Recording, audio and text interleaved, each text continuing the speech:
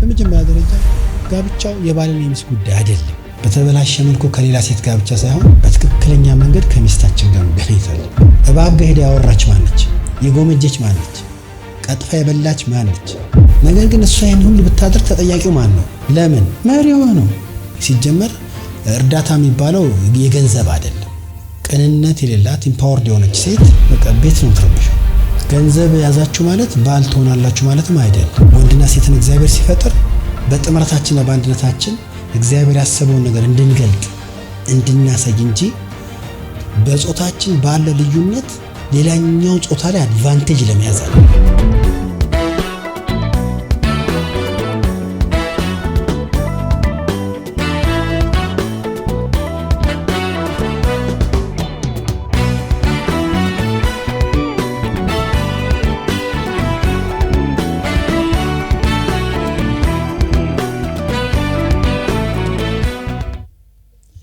እሺ እንዴት ዋላችሁ? ትንሽ ቆይቻለሁ እንጂ አንድ ጊዜ መጥቻለሁኝ ከኮቪድ በፊት ራቅ ብሏል ከተገናኘን በኋላ። ዞሮ ጋብቻውን ጠብቃችሁ ያው ዛሬ መገናኘታችን በጣም ጥሩ ቤት እንዳላችሁ ያሳያል ማለት ነው። እግዚአብሔር ይመስገን። እንግዲህ በመጀመሪያው ክፍለ ጊዜ ከ45 ደቂቃ እስከ 1 ሰዓት ሊደርስ የሚችል የሆነ መሰረታዊ የሆነ ሀሳቦችን ከጋብቻ አንፃር አካፍላችኋለሁ። ከዛ በኋላ ደግሞ ፓስተር እንደተናገሩ ጥያቄና መልስ ይኖረናል። ጥያቄዎቻችሁን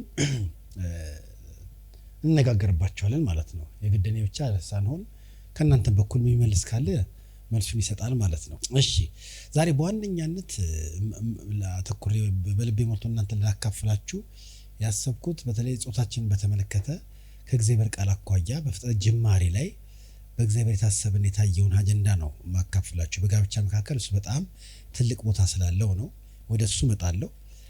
ከሱ በፊት ግን አንድ ነገር ተናግሬ ልጀምር።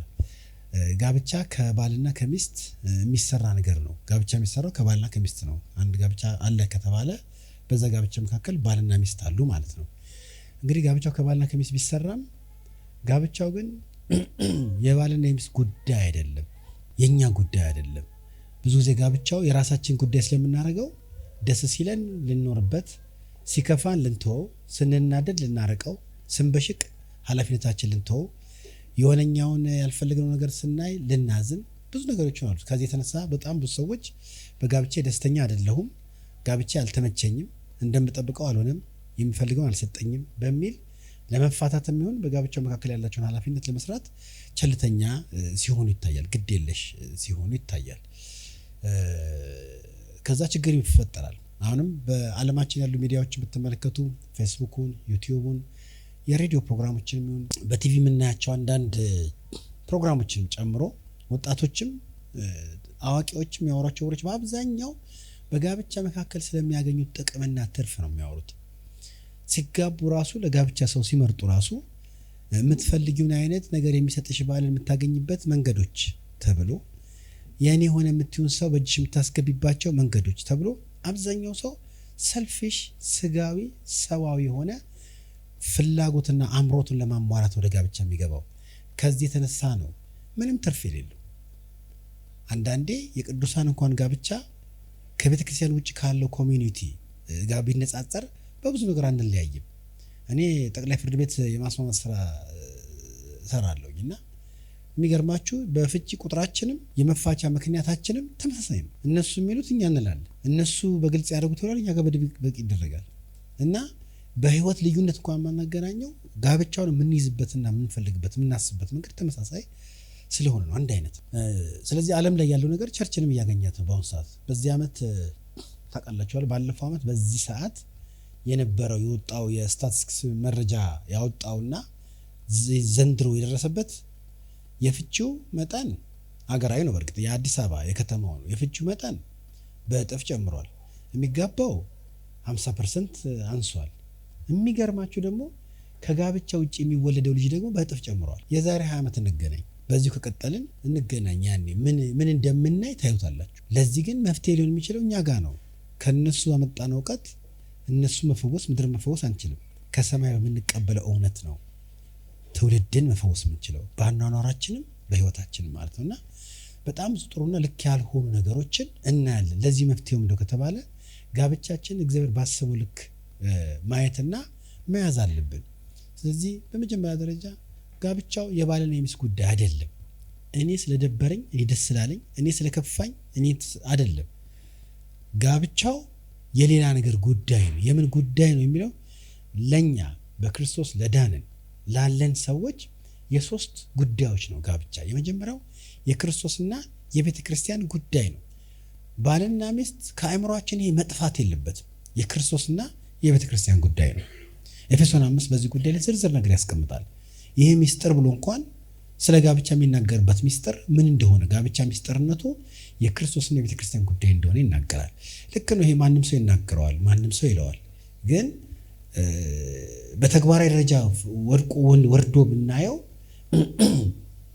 ባልና ሚስት ክርስቶስና ቤተ ክርስቲያን በደንብ ካላወቁ እንዴት እንደሚኖሩም ግራ ነው የሚያጋባው።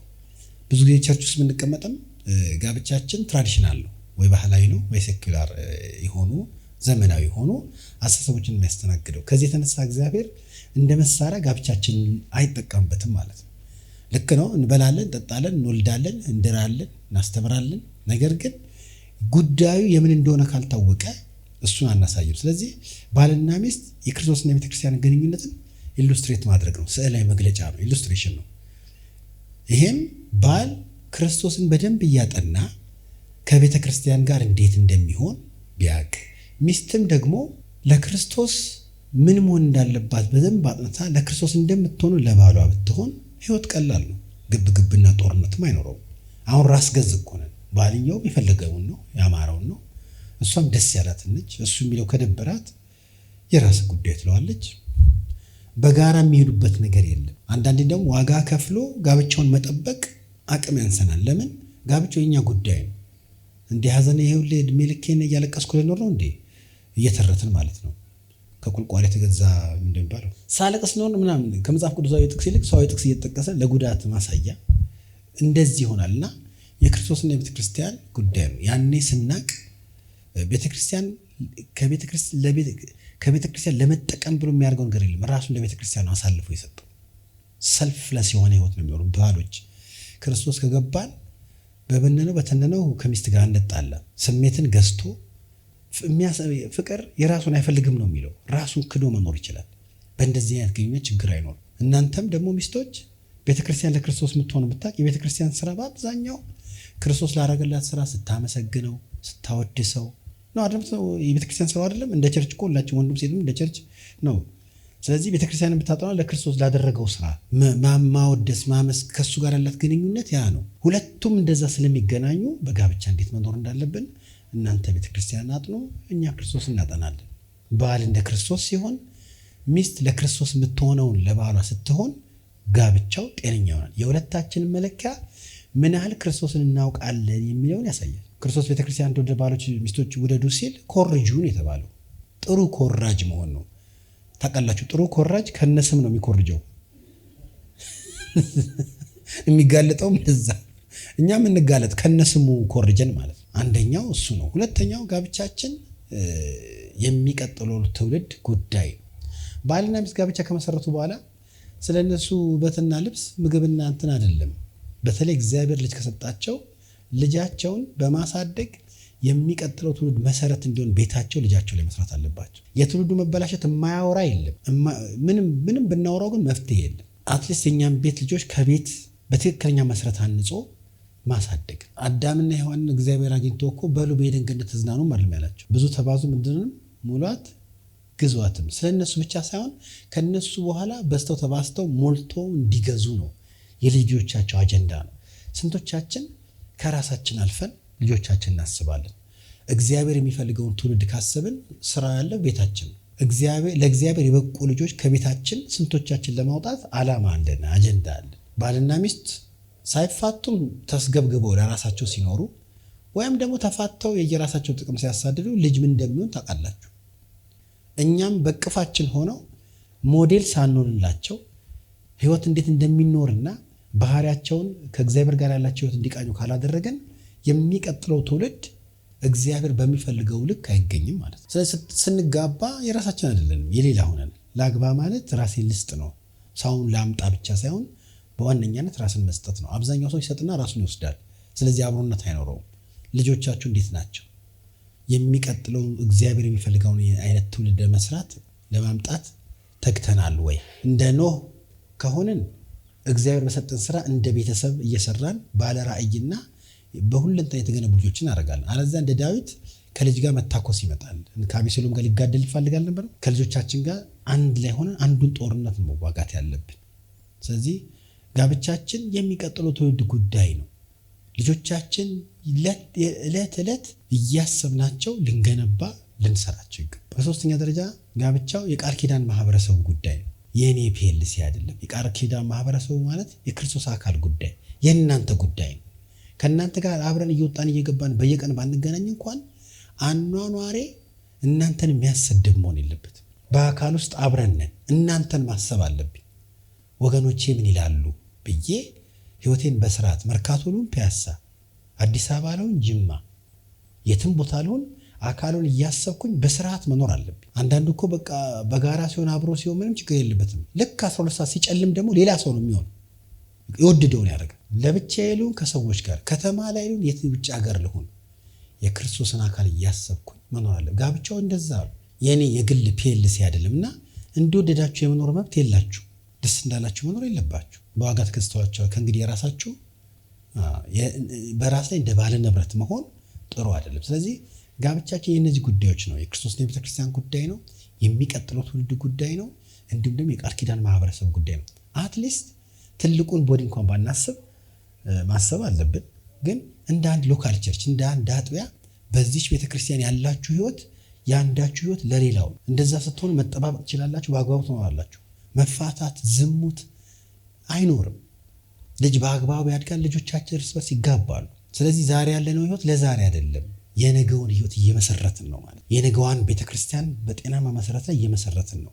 ይሄ በአንድ ቀን ስራ አይመጣም። በቋሚነት በመረዳት ዕለት ዕለት በምንኖረው አኗኗር ይመጣል ማለት ነው። ስለዚህ ጋብቻ የዚህ ጉዳይ ከሆነ እግዚአብሔር ዘፍጥረት ላይ የፍጥረት ስርዓትን አስቀምጦልናል።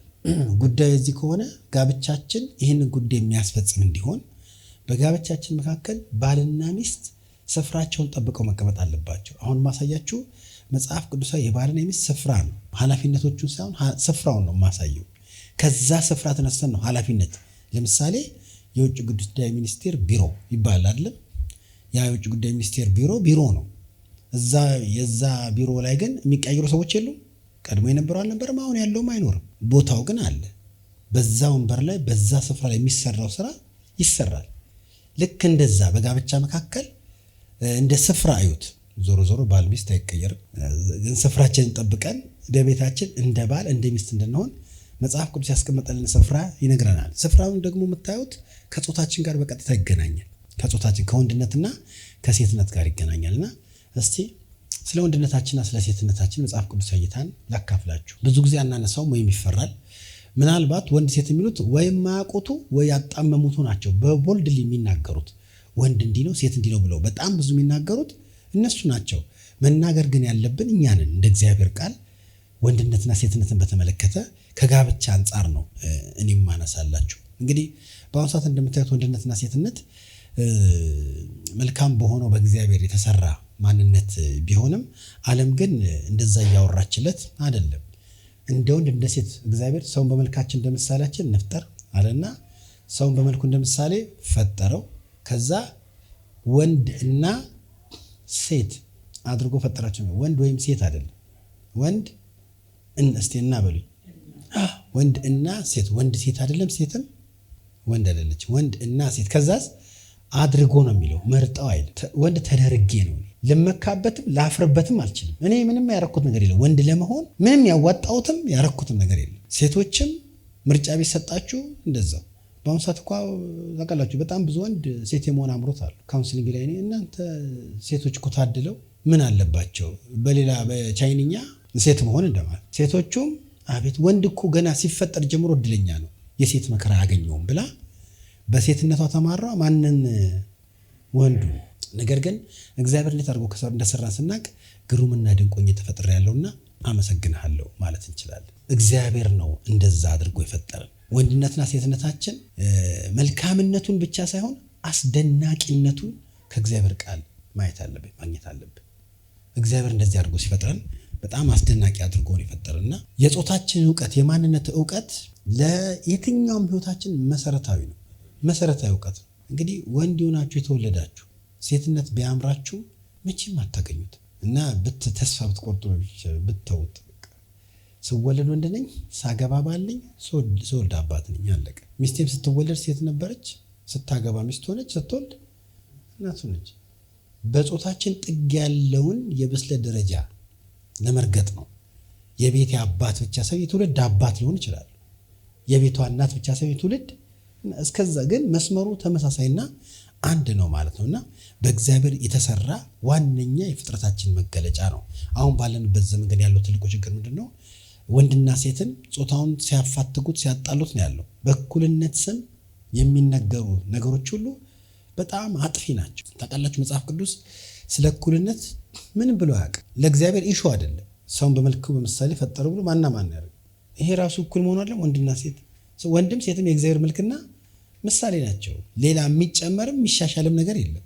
እግዚአብሔር ሲፈጥር በዚህ መንገድ ነው የፈጠረው። ጥሬ ዕቃውም አንድ ነው። አዳምን ከምድር አፈር አበጀው። ከዛው ከምድር አፈር ካበጀው ጥሬ ዕቃ ወስዶ ደግሞ ሔዋንን ሰራት። የወንድና የሴት አጥንት አይለያይም። የአንዱ ነሐስ የአንዱ ፕላስቲክ አይደለም። እኩልነት ዓለም ሆን ብላ ያነሳችው።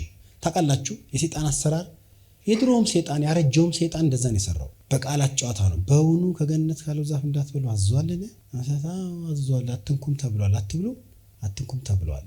አይ ብትበሉ እኮ እንደሱ እንዳትሆኑ በቃላት አጫውቶ ነው ያለምንም ኳኳታ ኩዴታ የተከናወነ እና ቃላትን በጣም ማስተዋል መቻል አለብን። ዓለም የምትጠይቃቸውን ጥያቄዎችን ለመመለስም አስተዋይ መሆን መቻል አለብንና ወንድና ሴትነት ላይ የሚነሱት ሀሳቦች በአብዛኛው ልዩነትን የጨፈለቁ በእኩልነት ስም ልዩነትን ያጠፉ ናቸው። ዓለም አጀንዳ አላት። ጀንደር ፍሪ ሶሳይቲ ነው የምትፈልገው። ጾታ የለሽ ማህበረሰብ ነው የምትፈልገው እና የወንድ የሴት የሚባል ነገር እንዲኖርም አትፈልግም። አንዱን ነገር በየተራ እንድናረገው ነው የምታስተምረን። በእግዚአብሔር ቃል ግን ሁለታችንም የተለያየውን ነገር በቋሚነት እንድናደርግ ነው። በጋብቻ በተለይ በጋብቻና ቤተሰብ ሕይወት የተለያየ ነገራችንን ሁለታችንም በቋሚነት እንድናደርግ የእግዚአብሔር ቃል ይሰጠናል። አሁን ግን ልዩነቱ እንደ ጥፋት ስለሚታይ ችግር ነው። እኩልነትን ነው በጣም የሚወራው። የጾታ ልዩነታችን ኮንሲደር አይደረግም። የሚሰጡት ምላሾች የሚሰጡት ጊዜ የለንም እንጂ ብዙ ነገሮች አንዳንድ የሚሰሩ ማስታወቂያዎችን ያቸው በእኛው ሀገር የኢቲቪ ማስታወቂያ አጀንዳ አላት። በኢየሱስም የእግዚአብሔር አጀንዳ ይግባን። እሱ ቢገባን አንስትም፣ አንታለልም በሰዋዊና በምድራዊ አስተሳሰብ። ከዛ የረካች ሚስት የረካ ባል በአንድ ጋብቻ ይኖራል። አሁን ኮርካታ ሰው ጠፍቶበታል። ቢደረግለት አይረካ፣ ቢነጠቅ አይረካ። በጣም ከባድ። ለምን? ከራስ ጋር ሰው ከራሱ ጋር በሰላም ካልሆነ ከማንም ጋር በሰላም አይሆንም። ከራሱ ጋር ጥለኛ አይቀበለውም። ያውም እውነተኛ እውቀትም አይደለም የሚሰጡንና የጾታውን ልዩነት ባለመቀበላችን ወይም ደግሞ ግራ በሚያጋባ መልኩ መነገሩ ብዙ ችግሮች። አሁን ፍቺ የዛ መገለጫ ነው። ተመሳሳይ ጾታ የሚባሉት ነገሮች የዛው ጾታ ናቸው። ሴሰኝነት የበዛው ለዛ ነው። በቤቱ ሰላም የጠፋው ለዛ ነው። ሁለቱም ልዩነታቸውን አውቀው ያደርጋሉ። እኔ አንዳንዴ በምሬት አንድ ቀን ዳይፐር ቀይሮ አያውቅም። እኔ ዳይፐር የምቀይረው ምናምን ብለው ባልና ሚስቶች ይከራከሩ ያሉ። ምን ማለት ነው? በጋብቻ መካከል እግዚአብሔር ለልጅ ይሁን ለቤት ይሁን ለባል ለሚስትም ይሁን የሰጠው ኃላፊነት የለም እንዴ? እኔ የማረገውን አንተ አርጋ። እኔ 8 ቀይሬያለሁ በዚህ ሳምንት አንተ 4 ቀየርኩ ምናምን የሚባል ጭቅጭቅ ያስፈልጋል እንዴ? ለምን ሁሌ አትቀይርም? እና በጣም ሰልፊሽ መሆናችን የራሳችን ስሜትና ሀሳብ ብቻ ስለምናረግ እነዚህ ነገሮች መጥተውብናልና እግዚአብሔር የሰጠንን ጾታ ስለሚያውቀው እሱ እንዳለው ልንቀበል ይገባል። እስቲ ጠይቃችሁ አባቶች ልጆቻችሁ መጥተው አባዬ ወንድነት ማለት ምንድን ነው? ሴትነት አለመሆን ወንድ መሆን ምንድን ነው? ሴትስ አለመሆን ምንድን ነው ለወንድ ብለው ቢጠይቋችሁ አባቶች ምንድን ነው የምትመልሱት? እናቶችስ ሴት ልጆቻችሁ መጥተው ሴት መሆን ምንድን ነው ወንድ አለመሆን በሚል እስቲ ግለጭልኝ ሲባል እርግጠኛ ነኝ ረጅም በጣም የተንዛዛ መልስ ልንሰጥ እንችላለን። ካላወቅ ቁጥር ያለ ነገር ካላወቅ ነው ማለት ምን መሰለ ምናምን በሚል ከታሪክ አጣቅሰን ከታምትን ብለን ስንሄድ ልጁ እንቅልፍ ሊይዘው ይችላል። ግን በእግዚአብሔር ቃል ውስጥ የተቀመጠው የተቋጠረ ነገር ብናገኝና ብንይዝ ግን ጥያቄውን ለመመለስ ብዙ ኃይልም ጊዜም አናባክንም፣ አንፈጅም። እግዚአብሔር ቁጭ ያደረገው ነገር አለ ማለት ነው። ስለዚህ እኔ አንድ ነገር ልጠይቃችሁ ነው። በመጽሐፍ ቅዱሳዊ መለኪያ ወንድነትና ሴትነትን እንደገና ሪክሌም ማድረግ አለብን፣ እንደገና መመለስ አለብን። ለእናንተም ለሴቶችኛ ወንድ ብንሆንላችሁ ይጠቅማችኋል፣ ይሻላችኋል እንደኛ ወንድ ከምትሆኑ። ለእናንተም ለሴቶች እንደዛው ለወንዶችም እንደዛው። በእርግጥ በ21ኛው ክፍለ ዘመን ወንድም መሆን ሴትም መሆን ከባድ፣ በጣም ከባድ፣ በጣም በእግዚአብሔር ብርሃን መኖር ካልቻለን በጣም ከባድ ነው። እኔ ለልጆቼ ነው እንደውም እላቸዋለሁ በእኛ ጊዜ እንዲህ ከሆነ በእናንተ ጊዜ እንዴት ሊሆን እንደሚችል ብዬ ስጋት እንዳለኝና በጣም መጽሐፍ በሉ በእግዚአብሔር መንፈስ በዚህ ጉዳይ ያስተማሩ ሰዎችን ሊንክ በሉ። 3ቱም ልጆቻችን ወንዶች ናቸው፣ የወንድ ቤት እና ወንድ ደግሞ ታውቃላችሁ እግዚአብሔር አዳምን የፈጠረው በሴት ላይ አድቫንቴጅ እንዲይዝ አይደለም። ወንድነት መሰረትነት ነው፣ የማህበረሰብ የትውልድ መሰረትነት ነው። ሔዋንም የመጣችው ከአዳም። ወንድ ከፈረሰ ማህበረሰብ ልታድኑት አትችሉ፣ ከብዳችሁ። እግዚአብሔር እንዳሰበው ግን መሰረት እንዲሆን ከሰራን ግን ልጆቼ በሚናጠው ዓለም ውስጥ የተረጋጋ ህይወት መኖር ይችላሉ። ከእግዚአብሔር ቃል የተሻለ ዋስትና የሚሰጥ ማንነት ስለሌለ ማለት በጣም ከባድ ነው። ወንድ መሆን የጀመርኩት እኔ ሳገባ አይደለም፣ ስወለድ። ሴትነትም ስትወለዱ የተጀመረው እንጂ ስታገቡ አይደለም። ከልጅነት ጀምሮ እንደ ወንድ እንደ ሴት ማደግ አለብን። ሴቷ እንደ ወንድ ማደግ የለበት፣ ወንዱም እንደ ሴት ማደግ እንደ ወንድ። መጀመሪያ ዲክሌር የተደረገው ጾታችን ነው። ሰውን በመልኩ እንደምሳሌ ፈጠረ፣ ወንድና ሴት አርጎ ፈጠራቸው ነው የሚለው። ኢንጂነርና ካፒቴን አረጋቸው አይልም። ጾታችን ነው። ጾታችን መሰረታዊ ማንነታችን ነው። ጾታችን እንደ እግዚአብሔር ቃል በእግዚአብሔር መልክና ምሳሌ የተሰራውን ነገር በማወቅ ብንኖር እውነቴ ነው የምላችሁ ቤታችን፣ ልጆቻችን እርግጥ ነው የሚለው፣ ስክን ነው የሚለው። አሁን ግን ብዙ እነዛ ነገሮች ስላይደሉ ነው። ስለዚህ ወንድና ሴትነታችንን ባህላዊ እይታም ዘመናዊ እይታም አያስፈልገንም። እኛ ዘላለማዊ የሆነ መሰረት የሆነ የእግዚአብሔር ቃል አለ፣ ከሱ የሚሻለን የለም። ትስማማላችሁ? የዚህ ዓለም ማንኛውም እንትን ዋስትና አይሰጥም። እስካሁን ያነሷቸውን ሀሳቦች ካሁን በኋላ ማነሳቸውን 1 ቆሮንቶስ 11ን እዩ፣ ኤፌሶን 5ን አንብቡ፣ 1 ጢሞቴዎስ 2ን አንብቡ። እስቲ ወደ ወንድ ልምጣ። ወንድ ሴት ብዬ የወንዶችንና የሴቶችን ደግሞ ከፋፍዬ ላንሳና ስለ ወንዶች ወንድነትን ስለ ወንድነት እኔ አሁን በእግዚአብሔር ቃል ስለጻፈ እንጂ ስለአንተ ስላንቺ ለመክሰስም ለመፍረድም ስለራሴም አይደለም። በእግዚአብሔር ቃል ግን ወንድነት የሚለውን ነገር እንድናየው ነው። በመጀመሪያ ወንድነትን እንተርጉመው። ብዙ ሀሳቦች መናሳት ይችላል፣ ግን ወንድነትን እኔ ጠቅላላ አድርጌ ስተረጉመው ወንድነት በጎና ትክክለኛ ድርጊትን የማድረግ የኃላፊነት ስፍራ ነው። ወንድነት ትክክለኛና በጎና ትክክለኛ ነገርን የማድረግ የኃላፊነት ስፍራ ነው። ለዚህ ነው በጎና ትክክለኛ ነገር የማያደርግ ወንድ ትውልድ አጥፊ ነው፣ ቤተሰብ አፍራሽ ነው፣ ማህበረሰብ አፍራሽ ነው። በባህሪው በድርጊቱ ኢሪስፖንሲብል ነው። በወንድነታችን እግዚአብሔር በጎና ትክክለኛ ነገር እንድናደርግ የሰጠን የኃላፊነት ስፍራ ነው። ወንድነት በራሱ መጽሐፍ ቅዱሳችሁን ከዘፍጥረት እስከ ራዕይ በሉ ከበባድ የኃላፊነት ስፍራዎች ተቀምጧል። ለትውልድም ለቤትም ለልጅም ለሚስትም ዋስትና እንዲሰጡ ተደርጎ የተሰጠን የኃላፊነት ስፍራ ነው። ዛሬ እነዚህም በኃላፊነት መንፈስ የሌለ ወንድ ነው ወንዶችን የሚያሳጣው። አይጉድ አንድ ሰሞን እንቅስቃሴ ጀምሮ በአንዴ ወንድ ምንድነው ወንድ ሴትን፣ ባል ሚስትን፣ አባት ሴት ልጅን አጠቃ ተብሎ እሪ ትዝ ይላችሁ። በዛን ጊዜ በጣም ብዙ ሚዲያዎች ጠይቀውኝ ነበር፣ ግን ለማናቸውም ይሻላልኩም። ለአንድ ቲቪ ጣቢያ ግን ፈቅጄ የ1 ሰዓት ኢንተርቪው ሰጥቻለሁ። ወንድን በቃ ወይ መቀጥቀጥ ያሰበ አጀንዳ ይዘው ነው የነበሩት። እኔ ሰክሮ ሚስቱ የደበደበው እኔን አይወክለኝም፣ ከየትም ቤት በኩል ይወክለኝም። ምን አገባ? የኔ አይደለም እሱ እንደዛ አረገና እኔ ከሚስቴ ጋር እንደዛ ልሆን አልችልም። አሁንም የተበላሸው ወንድ የእኛን ስም መጽሐፍ ቅዱሳዊ ወንድን ስም እያባከን እያጠፋ ከሆነ እኔና እናንተ በእግዚአብሔር ቃል ልክ ወንድነታችንን ልንሰራና ልናስተካከል ይገባል ማለት ነው። የበሰለ ወንድ የኃላፊነት መንፈስ አለው። የኃላፊነት መንፈስ ደግሞ ካለው ከራሱ እየወጣ የሚኖረው ለሌላው ነው። ወንድ ለራሱ ሲኖር ብዙ አያምርበትም፣ ደስ አይልም። ፍሬው በሚኖርላቸው በኩል ሲታይ ነው። ለራሱ ብቻ የሚኖር በቃ ከሚስቱም ይነጥቃል፣ ከልጁም ይነጥቃል፣ ሁሉን ነገር ለራሱ ነው። እንደዛ አይደለም። ወንድነትን እግዚአብሔር እንደዛ አልሰራውም። ኢየሱስ በምድር ላይ በነበረበት ጊዜ እግዚአብሔር ማን እንደሆነ ብቻ አይደለም የተረከው ያሳየው፣ ወንድ እንዴት መኖር እንዳለበትም አሳይቷል። በምን በኢየሱስ የምድር አገልግሎት የትም ቦታ ላይ አቢዩዝ ያረጋት ሴትና አቢዩዝ ያረገው ሕፃን የለም። ከሕፃንና ከሴት ጋር የነበረው ነገር ብታዩት ዛሬ ለኔና ለእናንተ ትክክለኛ ሞዴል። ኃጢአተኛዋን እንኳን ሴት አቢዩዝ አላረጋት። ጠማማው የፈረሰው የተበላሸ ወንድ እኮ ንጹሐን ሴት ፈልፍሎ አውጥቶ ነው እኮ አታክ የሚያደርገው። ኃጢአተኛዋን እንኳን ሴት ምንም እንኳን አይደለም የሚያደርገው። በህጋቸው ተወግሮ መሞት አይደለም፣ እንደ ህጉ ማስፈጸም አለበት። ህጉንም አልካደም እሱ። ከእናንተ ምንም የሌለበት ይውገር ነው ያለው። እነሱ ሲከሷት ስታረግ ስትዘሙት ተገኝታለች ብለው፣ ለክርስቶስ ግን በእነሱ አይን የተገኘችው አልታየንም የሚሉትም ያው ነው። ሁለቱንም ያውቃል። ለዛ ነው ሳይመቱ የሄዱት። የትም ቦታ ይሁት የክርስቶስን አገልግሎት ተመልከቱ። እንደገና ደግሞ ህፃናትንም አባሮና አበሻቅጦ ያውቃል። ሲከለክል እንኳን ህፃናት ወደ እኔ ይመጡ ዘንድ አትከልክሏቸው ነው ያለው።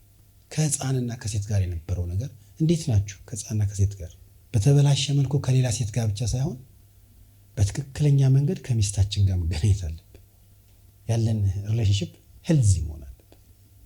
ይሄ ብስለት ነው እና ወንድነትን ስታዩት በአብዛኛው ከኃላፊነት ጋር የሚገናኝ ነው። ያ ከሌለው ግን በጣም ችግር ነው። ወንድነት ኃላፊነት የተሰጠው ብቻ ሳይሆን የኃላፊነት መንፈስ ያለው ነው። የኃላፊነት መንፈስ የሌለውን ሰው ኃላፊነት ብትሰጡትም አይሰራው። ወንዶች እኔና እናንተ ጋር እግዚአብሔር የኃላፊነት መንፈስ እንዲኖር በጣም ይፈልጋል። የኃላፊነት መንፈስ ያለውና የሌለው ወንድ በምን ይታወቃል? ዝም ብሎ እስቲ እንደዚህ ሲያወሩ ይሄ ሰው ብላችሁ መለያ ልስጣችሁ እንዲያው እንደ መነሻ ሀሳብ። ለምሳሌ የኃላፊነት መንፈስ ያለው ወንድና የሌለው ወንድ ከምናጣራበት ነገር አንዱ ስለ ሴት ሲያወራ ስሙት። ምንም የእግዚአብሔር ቃል ባስቀመጠላት እግዚአብሔር በማይላት መልኩ ሴት ሊተረጉምና ስለ ሴት ሊናገር ይችላል። ሰሞኑን አንድ ቦታ ነበርኩኝ። እንዲህ ሀሳቦች ተነስቶ ልጁ ክርስቲያን ነው። ከዛ ምን አለ፣ እኔ ሴቶችን በጣም ነው ምንቃቸው እና ምንም ብሎ ብዙ አቋሞቹን ነገረኝ። ከዛ የሚገርማችሁ እኔ ለምንድን ነው የምትንቀው ምናምን ስለው እኔ ብዙ ሴት አይቻለሁ አለ። ብዙ ሴቶችን ስላየው ማንነታቸውን አውቃለሁ ምናምን ብሎ አለ። እስቲ ልቃችሁ እናንተ ሰው አንድ ስራ ቢሰራ የ10 ዓመት የስራ ልምድ አለው ይባላል። ሴት መቀየር የሴት ልምድ ነው? ያንተን ዝርክርክነት ነው የሚያሳየው አልኩት። ብዙ ሴት መያዝ ልምድ ነው? ልምድ ማካበት ነው? ትውልድ ማፍረስ ነው እንጂ ኃላፊነት የማይሰማው ነው እንጂ። ከዛ ነገርኩት። አያዋጣህም መናቁ። ሴትን የሰራው እግዚአብሔር ነው። እንዴት እንደሰራት በቃሉ አስቀምጦታል። ለእኛም እንዴት መያዝ እንዳለብን አዞናል እኮ። እንዲያርገ ያዛት ብሎኛል እግዚአብሔር በቃሉ። ማን እንደሆነች ስለሚያውቅ ነው። የሴት ልጅን አቅም ማን እንደሆነች ባለማወቅ አቢዩዝ በማድረግና ያላግባብ በመያዝ ነው ብዙዎች ፈርሰው የጠፉት። አብረው ብዙ ማስረጃዎችን በታሪክም በእግዚአብሔር ቃል ላሳያችሁ ይችላል። እንዲህ አይነት ማቃለል ያጠፋል ብያልኩት። አሁንም አንድ ወንድ ሴትን የሚያይበት እይታ እንደ እግዚአብሔር ቃል ካልሆነ እግዚአብሔር በሚያየት አይን የእግዚአብሔርን አይን ተቀብሎ ካላየ ችግር የሚፈጠርበት በዚህ ዓለም አይን ማየቱ ብዙ የሚያዋጣ አይደለም። ስለ ጋብቻ ሲያወራ ስሙት። አንድ ወንድ ስለ ጋብቻ እንደ እግዚአብሔር ቃል ማውራት መቻል አለበት። ብዙ የሚቀልዱ ቀልዶች፣ የሚወሩ ወሬዎች የጋብቻን ክብር የሚያዋርዱ ናቸው። ጋብቻን በተመለከተ አንድ ወንድ እንደዛ የሚያወራ ከሆነ የኃላፊነት መንፈስ ያለውና የሌለው እንደሆነ እናቅበታለን፣ እናይበታለን ማለት ነው። ራሱን የመቆጣጠር ብቃቱ ራሱን የሚቆጣጠር ወንድ ነው፣ ከልቡ ወንድ ነው። ራሱን ሳይቆጣጠር ቤቴን ይጠብቃል ይላል እንዴ? ቤቴን ልጅ ሊቆጣጠር ራሱን ማልተቆጣጠር ፖርኖግራፊ እያየ የዚህ ቤት ጠባቂ ነኝ ምናምን ይባላል እንዴ? ለሴጣን በሩን ወለል አድርጎ ከፍቶ ራሱ ሊዘጋው የሚገባውን በር ከፍቶ አንድ ወንድ ራሱን ስሜቱን መቆጣጠር አለበት። ብዙ ነገሮቻችን መቆጣጠር አለብን። አንዳንዱ ብዙ መብላት ስለሚፈልግ የልጁንም ምግብ ደርቦ ይበላል። ሞል ሲገባ ለራሱ ብቻ ልብስ ይገዛ። እንደዛ አይደለም ወንድነት። ባል አባት ስትሉ ሳይበላ የሚያበላ ሳያርፍ የሚያሳርፍ እንዲህ ነው። ለዚህ የተፈጠር ነው። ደስታና እርካታችን በዚህ መልኩ በኖር ነው ኑሮ ቤታችን፣ ሚስታችን፣ ልጃችን ጋር በሚገኘው ፍሬ ነው። እንደዚህ ሲሆን ኃላፊነት እንዳለን ወይም ደግሞ እንደወሰድን ያስታውቃል ማለት ነው። የራሱን ችግር ከመፍታት አልፎ የሌላውን ችግር የሚፈታ ለቤቱ፣ ለልጁ፣ ለትውልድ የሚሆን ነው። እናንተ ሚስቶች እንደዚህ ደግሞ ስል ልክ ነው፣ ወንድ እንዲህ መሆን አለበት። አሁን ባላችሁ እየታዘባችሁ ያለ በውስጣችሁ ባላችሁ እንዲህ መሆን እንዳለበት በእግዚአብሔር ቃል የተነጋገር ነው። ባላችሁ እንደዚህ አይደለም የምትሉ ከሆነ ስራ ስላልሰራችሁ ነው። የእናንተ ስራ ጸልየሽለታል? እንዲህ መሆኑማ ትፈልጊያለሽ፣ ታግዢዋለሽ እንዴ? የአንድን ባል ክፍተት ከሚስት በልማን ያውቃል? በ8 አይማ ነው የምታዩ የኔን ክፍተት ሚስቴ። እናንተ አታውቁትም። እንደዚህ ለብሼ ነው የምታዩ። ማየቷ ግን እግዚአብሔር የሰጣት የቤት ስራዋ ነው። የምትጸልይበት የምትተጉበት ስራችሁ ነው። አይገርምም? የኔኑ ደግሞ ብለሽ ቢሮ ለሌላ ሴት መናገር ትርጉም የለው። እሱን ሰፖርት ማድረግ ነው። እንደዚህ እንዲሆን መጸለይ ማገዝ ያስፈልጋችሁ። ወይም ደግሞ እንደዚህ ባይሆን ሚስትነታችሁ አይቀርም፣ ይጠበቃል። ይሄው የእግዚአብሔር ቃል እንደዚህ እንዲሆን እንደዚህ ቢሆን ለእናንተም ጥሩ ነውና ባላችሁ እንዲሆን ታግዛላችሁ ወይ? 3 ወንድነት በጋብቻ መካከል 3 የባለ ስፍራ ላሳይ። ታውቋቸዋላችሁ፣ ግን ትንሽ ፕራክቲካል እንዲሆኑ አድርጌ ማቅረብ ስለፈለግኩኝ ነው። ማወቅ እስካልተተገበረ ታወቀ አይባልም። ሚስቶችም ካወቃችሁ ባሎቻችሁ እንደዚህ እንዲሆኑ ማገዝ አለባችሁ ማለት ነው። ታዲያ ይሄ ከሆነ የመጀመሪያው የባል ስፍራ ቤቱን የመምራት ስፍራ የሱ የመሪነት ስፍራ የሱ ነው። የባል ሚስቶች የባሎቻችሁ መሪነት ትቀበላላችሁ?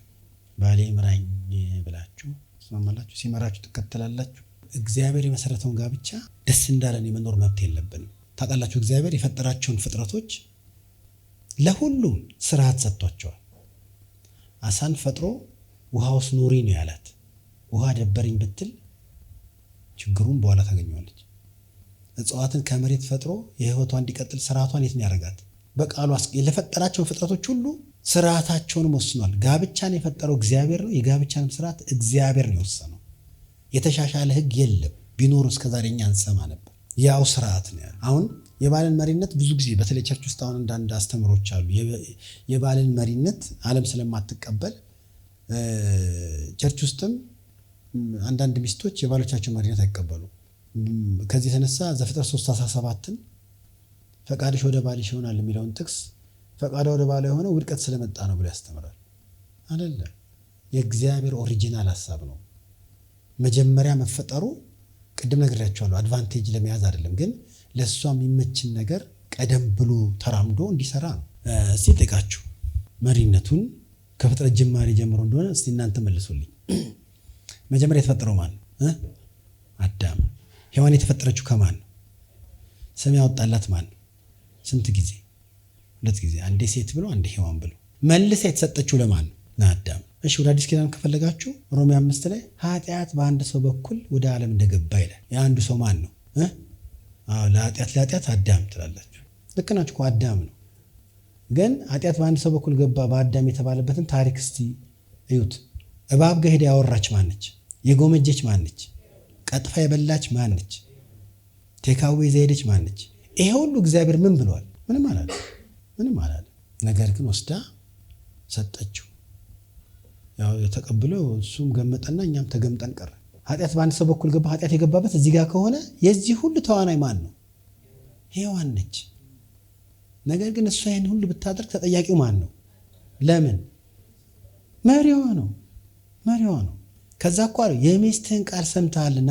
3ን አንብቡት። የሚስትህን ቃል ሰምተሃልና። የሚስት ቃል አይሰማም የሚል ድምዳሜ አይደለም ይሰጣችሁ። የሚስት ቃል ሁልጊዜ ባሏ የእግዚአብሔርን ሐሳብ እንዲያስፈጽም የእግዚአብሔርን ቃል የእግዚአብሔርን ሐሳብ በመንገር ነው ሰፖርት የምታደርገው። ለምሳሌ አብርሃም እግዚአብሔር መጣና ባሪያቱን ከነ ልጇ ምን አድርግ አስወጣተው። ከዛ ስለ ልጁ ጭንቆ ሆነበት ይላል። ከዛ ሳራ ረድታው ነው ማስወጣት ይቻላል። ጌታ ይባርካት። እግዚአብሔር ያለውን እንዲፈጽም ነው ሰፖርት ያደረገችው። ሔዋንስ እንዲፈጽም ነው እንዴ? ለምን ነው እንደዛ ያደረገችው? አላቸው እኮ መጣና እኮ ብትበሉ እኮ እንደ እግዚአብሔር ትሆናላችሁ። እግዚአብሔር እኮ ምናምን አለ ነው እንዴ? ሔዋን በጣም ኢኖሰንትና ቀነች። ማንኛውም ሚስት ባሏ እንደ እግዚአብሔር ቢሆንላት በምን እድሏ እኔ እግዚአብሔር በሆንላት አሁን ለሚስት ይዩት ፈጥርላታለሁ ያሰበችው ነገር። በወንጌልም የተጠራው እንደ እግዚአብሔር ልንኖር ነው በእርግጥ። ነገር ግን መንገዱ ግን የአመፅ ነበር። አትብሉ በተባለው ነገር መብላቷ ነው ችግር ያመጣው። የኢዮብ ሚስት አባለችን እግዚአብሔርን ሰድበሙት አለችው። መሰማት ነበረባት። አዎ ሚስቶች አሁን እናንተ አትሰሙም ማለት አይደለም። ነገር ግን እንድትሰሙ የእግዚአብሔርን ቃል አሰሙ፣ በእውነት መንገድ እንዲሄድ ማለት ነው። እሱም ይህን ያደረገው የሚስትን ቃል ሰምተሃልና ተብሎ ኃጢአት የገባበት ጊዜ በዚህ ነው። ስለዚህ ባሎቻችሁ መሪዎቻችሁ ናቸው። ራስነት መሪነት ደግሞ ምንም ተጠያቂነት እንጂ ምንም አልቀረባችሁ። መምራት ማለት እንዲያው ፕራክቲካል ነገር ባሳያችሁ መምራት ማለት መሰላችሁ ሰው እንደ ጫነ ሾፌር ወሰዱት። ሁሉንም ይዞ በስነ ስርዓት ምቾታቸውን ጠብቆ ከተነሱበት የሚደርሱበት ማድረስ እንደማለት ነው። በባልነቴ ቤተሰቤን እንደዚያ ማድረግ ነው። ወይ እንደ አንድ ኦርኬስትራ ካያችሁ የተለያየ ሙዚቃ ተጫዋች ምናምኖች ቢኖሩም ደስ የሚል አንድ ድምፅ ማውጣት ነው። ቤታችን ለእግዚአብሔር አንድ ድምፅ እንዲያወጣ ነው። ህይወታችን፣ የልጆቻችን ባህሪ፣ የኔና የሚስቴ ግንኙነት ቤታችን እግዚአብሔር ሲታይ በእኔ አመራር ያ እንዲመጣ ማድረግ ማለት ይሄ ነው። እንዲያውም መሆኑ ምንድነው ችግሩ? መሪነት ሲባል እኮ ተጠያቂ የሚያደርገውን የመጨረሻውን ቃል የሚናገር ማለት ነው። በመሪነቴ ኧረ አዳም እኮ አለ እንደዛ አድርጎ ሲያሳብብ አንተ የሰጠኝ ሴት እኮ አለ ለማሳበብ። እግዚአብሔር እንደዛ እንትን አይደለም፣ ማሳበብ አይሰራም። ያውም እኮ ዘፍጥረት 3 ብትመለከቱ ፍሬውን በላችና እንግሊዝኛው ቃል ነው እንደዛ የሚለው ከእሷም ጋር ለነበረው ሰጠች፣ ለባሏ ሰጠች ነው የሚለው። ከእሷም ጋር ለነበረው ከተባለ ይህን ሁሉ ስታደርግ አዳም የት ነበር? እያየ ነበር። አይከለክልም፣ ተያይልም። እስቲ ባሎች የእውነት ከአዳም ጋር የሚያገናኘን ነገር የለም? ሚስቶቻችን አንዳንድ ነገር ሲያደርጉ ማድረግ እንደሌለባቸው እናውቃለን። ታይ ብትላት ጭቅጭቅ ታርገው ብለህ አሁን በዚህ መነጋገር እኔ እንደዛ ሆናለሁ። አሁን ነገር መቼም ተናግሮ አይቀር፣ በኋላ ግን አንተ ጋር ይመጣል። ትላንት ዝም ብለሃል፣ ጣጣው መሪው ጋር ይመጣል ማለት ነው። ስለዚህ ስንመራ በብስለት በእውቀት ሆኖ መስራት አለብን። ባንሰራ እንኳን በዛ ቤት ለሚፈጠረው ማንኛውም ውድቀት ተጠያቂ ማን ነው? አንተ የሰጠኝ ሴት የሚባል ነገር የለም ነው። እሱ ቢሰጥም ለዚህ ግን ተጠያቂ እኛ ነን ማለት ነውና ሪስክ ወሳጅ ነው መሪ። የበሰለ መሪ ደግሞ ሚስቱን፣ ቤቱን፣ ልጆቹን ወደ መልካም ፍጻሜ እንዲሄዱ ያደርጋል። በቤተክርስቲያን መካከል ጋብቻ ችግር የሚፈጠረው በዚያ አቅጣጫ ወይ ባልየው ለመሪነት አልበቃም ወይ ሚስቱ መሪነቱን አትቀበልም። አለመቀበልም አመጽ ነው፣ አለመብቃትም ስህተት ነው። እኛም ራሳችን ለማብቃት ልንሰራ ይገባል። እናንተም ደግሞ ባሎቻችሁ ልትቀበሉ ይገባል። አንደኛው ነው። ሁለተኛው ማቅረብ ነው፣ ፕሮቫይድ ማድረግ ነው። ይህም በዝርዝር በብዙ መልኩ ታያላችሁ። በጋብቻ ህይወት ዘመኔ ከ26 ዓመት በላይ ማማከር ሰርቻለሁ። ክርስቲያኖችንም ከክርስቲያኖችም የተለያየ እምነት ያላቸው ሰዎች በቢሮ ያገኛለሁ። ይህንን ስፍራ ያልጠበቀ ወንድ በብዙ መልኩ ከራሱ ጋር ቀውስ ውስጥ ሆኖ ይቻወቃል። ለአንድ ባል ከንጥቂያው ማካፈል እርካታ አለው። በጣም ለፍቶ ጥሮ ግሮ ሰርቶ በእግዚአብሔር አቅርቦት ያለውን ይዞ ሚስቱን ሲያለብስ፣ ልጆቹን ሲያበላ፣ ቤቱን ሲያሟላ ያማረች ሚስት ያማረ ልጅ ማየት ከልፋቴ እነሱ ረፍ ብለው ማየትን የመሰለ ለወንድ እኔ አስደሳች ነገር ያለ አይመስለኝም። ማቅረብ ታውቃላችሁ፣ መጽሐፍ ቅዱስ ፓትሪያርካል የሆነው አባታዊ ስርዓትን ነው እግዚአብሔርም ራሱን የገለጸበት መንገድ ነው። ዘመናዊ ዓለም ግን አባታዊ ስርዓትን አይቀበልም፣ እንዲያውም እያፈረሰው ነው። ነገር ግን በጣም በጣም አስፈላጊ ነገር ነው የማቅረብ። ሚስቴ የምትፈልገውን፣ ቤቴ የሚፈልገው፣ ልጆቼ የሚፈልጉት ነገር የማቅረብ ኃላፊነት የኔ ነው።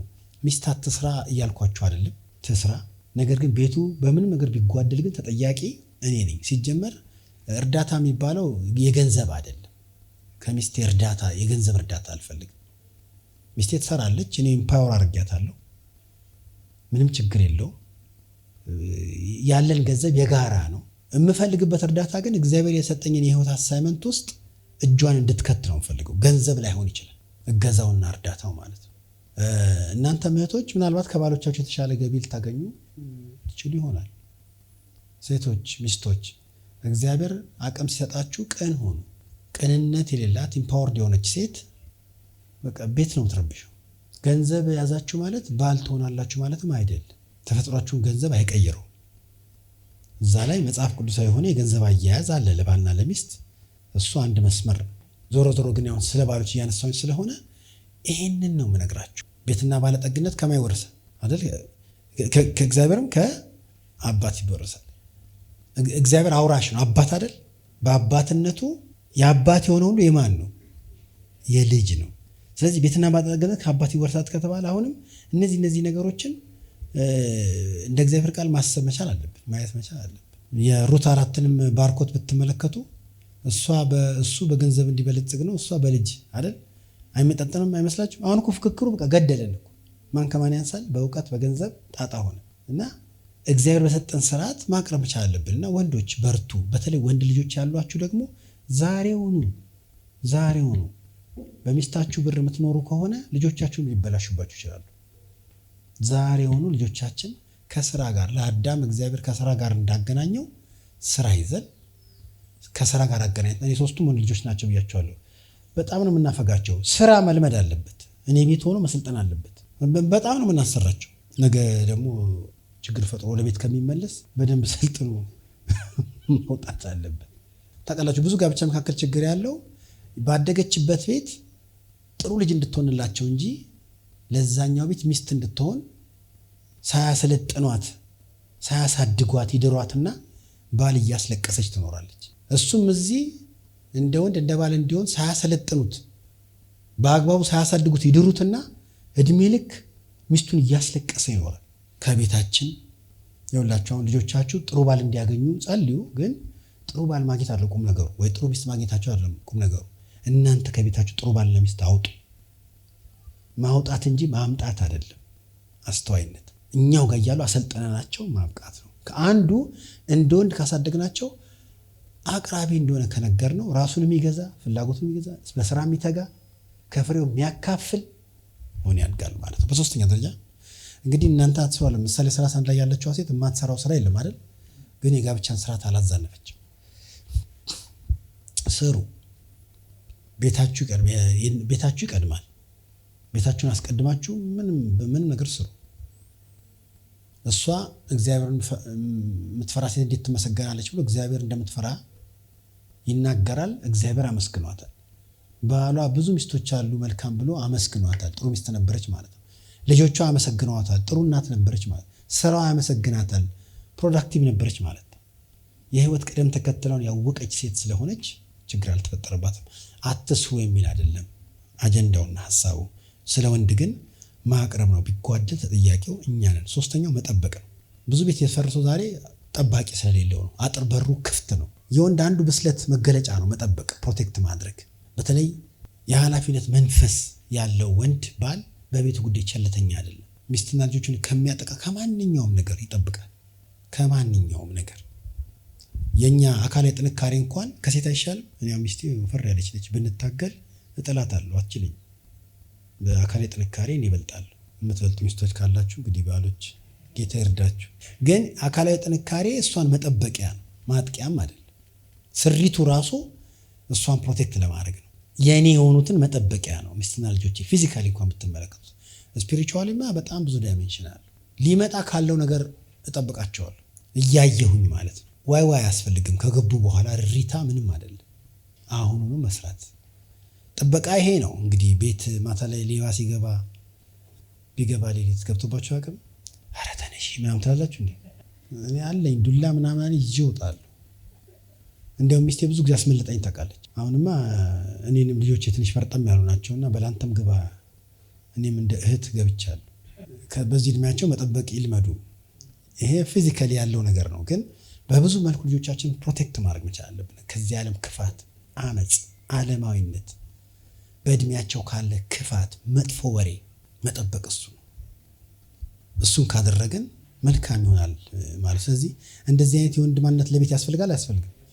በጣም ያስፈልጋል። ለነዚህም ኤፌሶን 5ን ቲቶ 2ን አንደኛ ጴጥሮስ 3ን አንብቡ። ቲቶ 2 ኤፌሶን 5 22 ጀምሮ አንደኛ ጴጥሮስ 3ን አንብቡ። ወንድና ሴት አድርጎ እግዚአብሔር ፈጥሮናል። ወንድነታችንና ሴትነታችን አንድ ነገር ለመናገር ናን ሪቨርሰብል ነው። መቼም እንትን አይልም። ስሞታ ብታስገቡም ጉዳይ እንደገና ይታይልኝ ብትሉም ጾታችን መቼም አይቀየርም። ባለው መስመር አብስሎ መጨረስ ነው። ሴቶች ጋር ልናገርና አንድ ሰዓት አልሞላኝም። ከ25 ሲሆን ነው አንድ የሚሆነኝ 10 ደቂቃ አለ 12 ደቂቃ አለ። የሴትነት ጋር ለምጣ ሴቶች ሚስቶች፣ የእናንተ ደግሞ ስፍራ ባል የሚመራ የሚያቀርብ የሚጠብቅ ከሆነ እግዚአብሔር ስንጋጠም ስለሱ የሆነ ነገር እንድንሰጥ አድርጎ ነው የፈጠረ። አንድ ነው። ማንም ምንም ቢሆን አንድነትን መመስረቻ ነው። አንድ የሚሆነው ደግሞ የግድ አንድ አይነት ነገር እኮ ይተሳሰራል እንዴ? ሁለት እንደዚህ አይነት ክዳን ይተሳሰራል? ይሄን ግን ብታዩት ይኸው ሁለት የተለያየ ነገር ነው። ሲጋጠም ግን ከለር አለው። በቃ በውስጡ ያለው ነገር ይይዛል። አሁንም እንዲህ ብንሆን ነው የምንጋጠመው። ሁለት መሪ፣ ሁለት አቅራቢ፣ ሁለት ጠባቂ እንዴት ይሆናል? የ21ኛው ክፍለ ዘመን እኮ ሴት በብዙ መልኩ አቅም ስላላት ራሷን ትመራለች፣ ለራሷ ታቀርባለች፣ ራሷን ትጠብቃለች። ልምራች ስትላት ልጅ መሰልኩ ትላለች። ላቀርብልሽ ስላት ለራሴ በቂ ነኝ፣ በማንም እጅ አይደለም የምኖረው ምናምን ትላለች። ልጠብቅሽ ሲባል አሁንም አረ ለራሴ በቂ ነኝ። የሚገርመው እንደዚህ እንኳን ብለው ባሉን እንጂ ቤት ውስጥ ነው ትለዋለች። እንዲህ ወስደሽበት እንዴት ነው የሚሆነው? ባል ምን ያርግ ተነጥቆ እና እንደዚህ አይነት ነገሮች አሉ። የምንጋጠምበት መንገድ ሁለት ባል አያስፈልግም። እሱ የሆነው አለ፣ እሷ የምትሆነው አለ። ሲጋጠሙ ሙሉ ከለር ይሰጣል።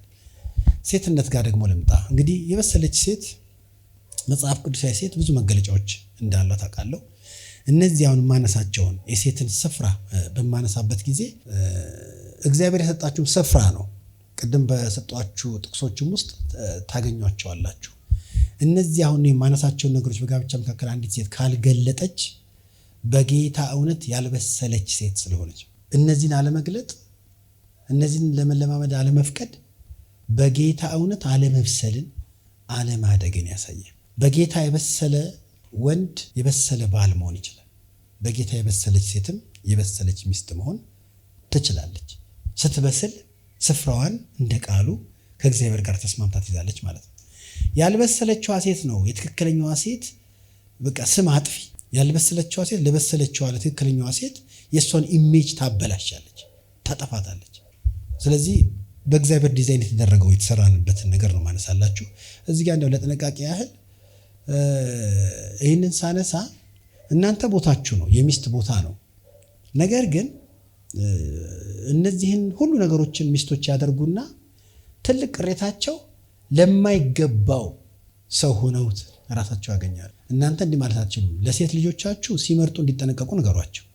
ቅድም ያነሳኋቸው የወንድነት እንትን የባል ስፍራዎች አንድ ወጣትም ከማግባቱ በፊት ሊኖረው የሚገባ ስፍራ ነው። እንደዛ ካልደረሰ አያግባ። ሚስቶችም ሲመርጡ እንደዛ እንዲመርጡ ንገሯቸው። ለምን ካገቡት በኋላ አሁን ምላችሁ ነው የሚሆነው። መሆን የሚገባትን ለማይገባው ወንድ ብትሆን ፍርስትሬሽን ነው።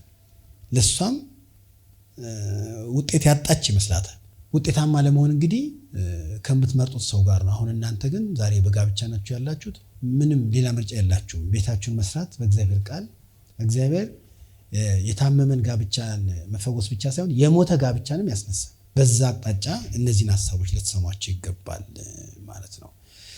እንግዲህ ሴቶች የመጀመሪያው አንዲት መጽሐፍ ቅዱሳዊ የበሰለች ሴት ጠንካራ ወይም ደግሞ መጽሐፍ ቅዱሳዊ እይታ ያላት ሴት ራሷን ከምትገልጥባቸው ሶስት በጋብቻ መካከል ያላት ስፍራ ይሄ ለሚመራት፣ ለሚንከባከባት፣ ለሚወዳት ባሏ ወይም ደግሞ ቅድም የባልነት ስፍራ ብዬ ለሰጠሁት እንደዛ አይነት ስፍራ ላይ ለተቀመጠ ባሏ ይህንን ስፍራ መያዝ አለባት። የመጀመሪያው ማጽደቅ ወይም ማረጋገጥ፣ የማጽደቅና የማረጋገጥ ተግባር ነው ሚናዋ።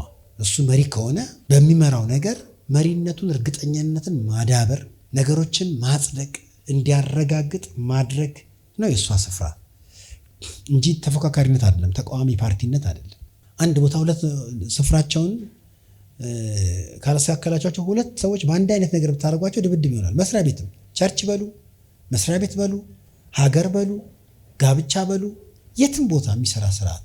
ማንኛውም ባል ሚስቱን ሲመራ አድቫይዝ መጠየቅ አለበት ያስበውን ነገር። ግን ከታሰበው ነገር አንጻር ሚስት በብዙ መልኩ ነገሮችን ታያለች። በተፈጥሮም አንዱን ነገር በብዙ አቅጣጫ የማየት አቅም አላችሁ። ያ ተፈጥሯችሁ ለወንድ በጣም አስፈላጊ ነው። ለምሳሌ መኪና ብንገዛ ጥሩ እኮ ነው እንደዚህ አስባለሁ ቢል አንድ ባል አይደል እንግዛ እንውጣ ምናምን አትልም። እንደዛ አሰብክ? አዎ። ምን አይነት መኪና? እንዲህ አይነት። ስንት ብር አለን? ይሄን አለ። ብሩ ገንዘቡ መኪና ይገዛል? የሚገዛ አይመስለኝም። ግን ከንተና እንሞላለን። ባይሰጠንስ ከንተና እንሞክራለን። እሺ ከወሰድንስ በኋላ እንዴት እንመልሰዋለን? አሁን ይሄ ሁሉ በአንድ መኪና የመግዛት የባል ሀሳብ የቀረበ ዙሪያ ገባውን እንዲያ የሚሰጥ ትንታኔ ነው። ጥሩ ነው አይደለም? በጣም አሪፍ ነው። ከዛ በቃ መቆየት አለበት ማለት ነው ብሎ የመግዛቱ ሀሳብ ሊቆይም ሊቀርም ይችላል። ወይም ደግሞ በቃ ጥሩ ጊዜ ነው፣ ጥሩ አጋጣሚ ነው እንግዛው ከተባለ ደግሞ አሁንም ጥንካሬ ጨመረችለት ማለት ነው። ሚስቶች እነዚህ ነገሮች በምታደርጉበት ጊዜ በተለይ በጋብቻ መካከል የእናንተ አቀማመጥ የባላችሁን ጥንካሬና አመራሩን እርግጠኛ እንዲሆን እያደረጋችሁ ብትሄዱ በብዙ ታተርፋላችሁ። ባል ደግሞ ሚስቱ ያላጸደቀችለትን ነገር በሙሉ ልቡ አያረግ። እኔ ራሴን ብዙ ጊዜ አይቼው አውቃለሁ። ሚስቴ ከተስማማች አቤት ግንዳድሽው ነው መጣው ጨርሰነዋላ የሚመልሰኝ የለም። ፍጥነቴም አቅሜም ለጉድ ነው። ቆሮንቶስ ላይ ሴት የላከው ምናምን የለ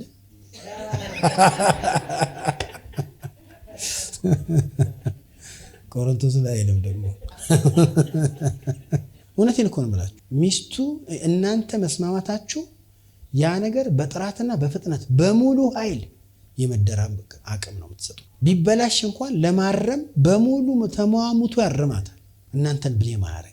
አንድ ጊዜ ለሚስቴ ነፂ እንደዚህ ነገር ማድረግ ፈልጌ ነበር፣ እንደዚህ ነገር አስቤያለሁ ቢደረግ ምን ይመስል አርግ አለች። ቆይ ምን ችግር አለው ቢደረግ? እንዴ አታርግ አልኩ። አሁን አርግ ነው እናንተ ሴቶች ነው ታረግና ነው አርግ።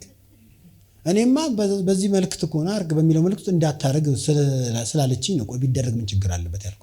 አታርግ አልኩ አለችኝ እንጂ እንደዚህ በሚያመነታ ነገር እኔ ተወዋለሁ፣ አላረገው። ወሳኝና የግድ መሆን ግን ካለበት አረገዋለሁ።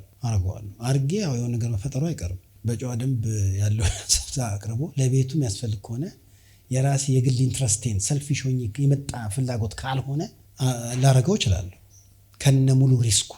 እሷን ብትፈቅድ ሪስኩ የኔ ነው፣ ባትፈቅድ ሪስኩ የኔ ነው። አድቫይዝ ነው የጠየቅኩት በዛ ጉዳይ ላይ እይታ ነው ያልኩት። ግን አንዳንዴ ልባቸው ሲቋሰል ግጭትና አለመስማማት ሲኖር አይቻልም፣ ይበዛል። ሚስት ጋር አይሆንም፣ አልስማማም፣ እንግዲህ ምን ታመጣለህ? ግን ሀሳባችሁን በመግለጽ እኮ ያ ነገር እውነትም ዝም ብዬ ነው ያሰብኩት ተብሎ በጋራ ልትተውትኩ ትችላላችሁ። ጥሩ ትክክለኛ ረዳት መሆን ትችላላችሁ ማለት ነው። ስለዚህ የሚስትን እርግጠኝነት ማግኘት ለባል በጣም ዋጋ አለው። በጣም ሁለተኛው መቀበል ነው። ማጽደቅ ማረጋገጥ። ሁለተኛው መቀበል ነው። መቀበል የበሰለች ሴት ከባሏ ጥንካሬን አመራርን ትቀበላለች። ያውም ደስ እያላት አይ ባሌ አይደረግ ብሏል፣ ባሌ ይደረግ ብሏል፣ ባሌ የሚፈልገው ይሄ ነው ይባላል። ቀደም ነግሬያቸዋለሁ። የባልየው ስፍራ ምንም ለሱ ጥቅም የተቀመጠ ምንም ነገር አታዩበት። ምንም እንደዛ በመሆኑ አዘር ሴንተርድ ነው ኤኒ አክቲቪቲው። ሚስትም እዚህ ጋር በዛው አስተሳሰብ የሱ ነገር የምታረገው ነገር ነው መቀበል ማለት ነው። ከባላችሁ ጥንካሬ ትቀበላላችሁ፣ ሀሳብ ትቀበላላችሁ። ቆላስይስ 2:19 ላይ እኮ አካል ከራስ በሚቀበለው መብል ነው የሚያድገው። አካል ከራሱ ጋር ስምምነት ከሌለው እግሬ ራስ ላይ ቢያምጽ ምግብ ቤት በኩል ሊያገኝ እኮ አይችልም። እና እንደዚህ ብታዩት መንገዱ ይሄ ነው። አንዳንድ ሚስቶችማ በቃ የባልን ምንም አይቀበሉ። አንድ ቃል ላንብብልሽ በዘጋ እንዴ ልታነብ ነው እንዴ? ምን ጥቅስ ይጠቅስብኛል? ታዲያ አንቺን አይጠቅስ ጥቅስ ይጥቀስ እንጂ። በሚስቱ ተቀባይነትን ያጣ የመሰለ የሲኦል ኑሮ የሚኖር ባል ያለን አይመስለኝ። ጥንካሬውም አይጠቅምም፣ ብስለቱም አይጠቅም። ለምን አትቀበለውም? መቀበል በብዙ መልኩ ኢቭን ገንዘብን በተመለከተ ከባልሽ የማትቀበይ ራስሽ ይቻልሽኛም ይባላል። መቀበል እኮ ብዙ ነገር ማለት እኮ ነው። ከሚንከባከብሽ ከሚመራሽ ባል የሚሰጥሽን ነገር መቀበል፣ መመሪያ መቀበል ማለት ወንድ በተፈጥሮ ሁሉ ነገር የመስጠት ነው፣ ሴት የመቀበል። ስለዚህ በምትቀበለው ነገር አታችመንትን ቢውል ታደርጋለች። ከተቀበለችው ልቡ በቋሚነት እሷ ጋር ነው ማለት ነው። አንድ የሚቀበለው ሰው አለ ሁሌ ወዴት ነው የትኩረት አቅጣጫው አንቺ ነሽ ማለት ነው። ግን እንደማትቀበዩ ካሰበ ዲታች ያረገና ያው አትቀበለኝም። ያ ደግሞ ብዙ የሚፈጥራቸው ስሜቶች አሉ ማለት ነው እንጂ በጋብቻ መካከል ማን ከማን ያንሳል ብላችሁ ሚስቶች እንትን አትበሉ። ማንም ከማንም አያንስም፣ ማንም ከማንም አይበልጥ። ማንን ከማን ያንሳል የሚል ሙግት ከመጣ ግን ጋብቻው ወይ ስታክ ያደርጋል ወይ የኋሊት ይሄዳል። በጋራ ማለት ነው። ወደዛ እንዳንሄድ እግዚአብሔር በሰጠን ስፍራ ልንቀመጥ ይገባል። በመጨረሻ ማብዛት ማተለቅ፣ የተቀበለችውን ነገር ማብዛት ማተለቅ የሚስት ስፍራ ነው። መቀበል አንድ ነው። ካልተቀበለች የሚበዛም ነገር የለም፣ የሚራባም ነገር የለም። ከተቀበለች ግን ከባሏ ጥንካሬ ምሪትን ከተቀበለች የተቀበለችውን ነገር የማስፈጸምና የማተለቅ አቅም ስላላት በኃላፊነት መንፈስ ተቀብለው የበዛ ነገር ለቤቷ ታደርጋለች። ከዛ ያ የበዛው ነገር እንደገና ሲመጣ ወደሷ እንደገና አብዝታ ምልልሱን በዛው አስቡት። ለምሳሌ ዘር የምትቀበሉት ከባላችሁ ነው። ነገር ግን ከባላችሁ ዘር ብትቀበሉ ዘር አይደለም የምትሰጡት። የተቀበላችሁትን ዘር በኃላፊነት መንፈስ በአግባቡ ይዛችሁ ይሄን አልበላም፣ እንደዚህ አልሮጥም፣ እንዲህ አላረግም ስትሉ የኃላፊነት ልካችሁ ነው። በነገራችን ላይ ማህፀን የሚለው ሀሳብ በሂብሪው ቃል ፌስፉል ለሚለው ቃል ተመጣጣኝ ትርጉም ነው ያለው። እንደ እናት ማህፀን የታመነ ስፍራ የለም። የታመነ በቀደስ ሴፈስት ስፍራ ያ ነው። በታማኝነት ከባል የተቀበለችውን ዘር ቅርጽ ሰጥታው ሰው ታደርገዋለች። አሁንም በኃላፊነት የምንቀበላቸው ነገሮች እንደዚህ ማድረግ ይቻላል። አንድ ነገር ልናገርና ልጨርስ። ከባላችሁ የምትቀበሉትን ነገር ብትቀበሉ፣ በኃላፊነት ብትይዙ ቤታችሁ የማይበዛ ነገር የለም። ህይወት ይበዛል፣ ጸጋ ይበዛል፣ እግዚአብሔር የሰጣችሁ ገንዘብ ይበዛል። ኃላፊነት አለ።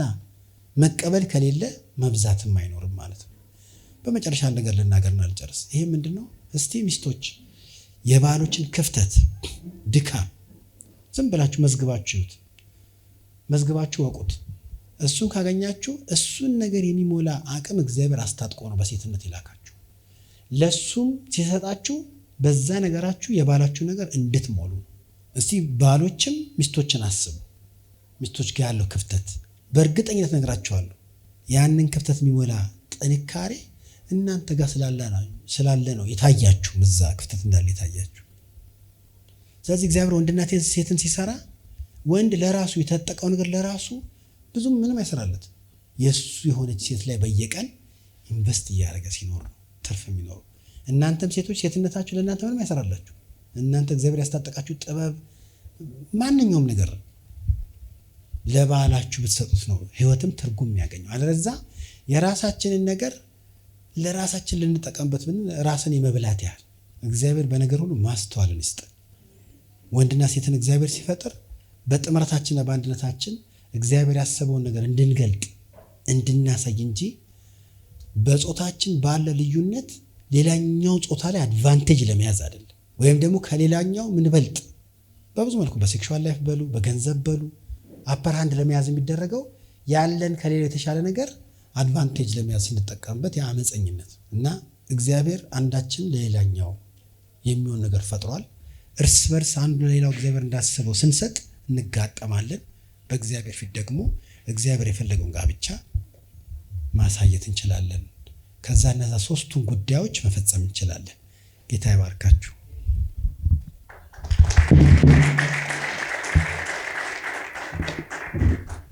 በጣም እናመሰግናለን ፓስተር። እንግዲህ ሁለተኛው ክፍለ ጊዜ የጥያቄና መልስ ጊዜ ነው የሚሆነው።